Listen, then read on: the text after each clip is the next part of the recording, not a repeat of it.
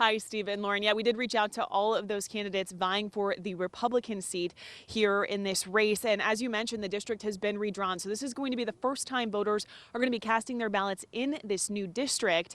The person who currently holds this seat, Democrat Wiley Nickel, is not running for re-election. And with the way the maps are redrawn, it's much more likely a Republican will take this seat in November.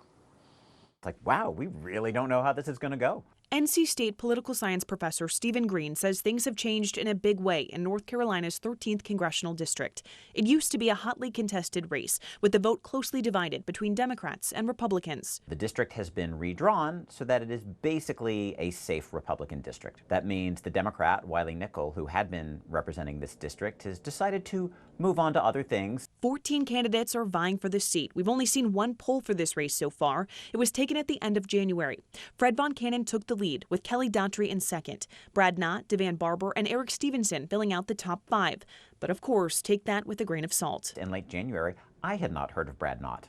I have now heard of Brad Knott because I have seen his commercials on my TV a lot. And presumably, Brad Knott was saving his ammunition, if you will, for a late push. And, you know, any other candidates who have been saving up for, you know, doing this push just before the March primary would not have been detected in that poll. Green thinks the winner will come down to name recognition with so many people on the ballot. We reached out to all 14 candidates to give them a chance to give us final messages ahead of the election. 2 said yes.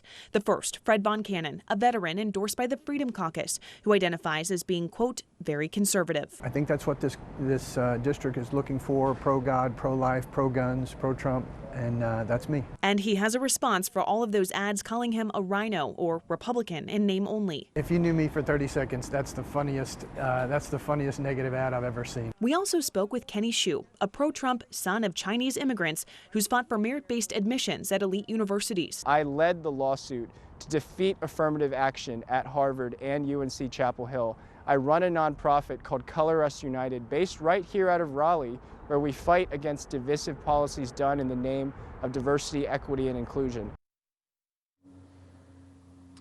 Now, we will post information about all 14 candidates on our website, abc11.com. We also want to point out that in order to win the primary, you have to win at least 30% of the vote. Now, there are so many different people vying for this seat, 14 of them. So Professor Green thinks it's more likely that we will see a runoff between the top 2 candidates before we get to November. Live in Wake County, Sydney Schofield, ABC 11 Eyewitness News.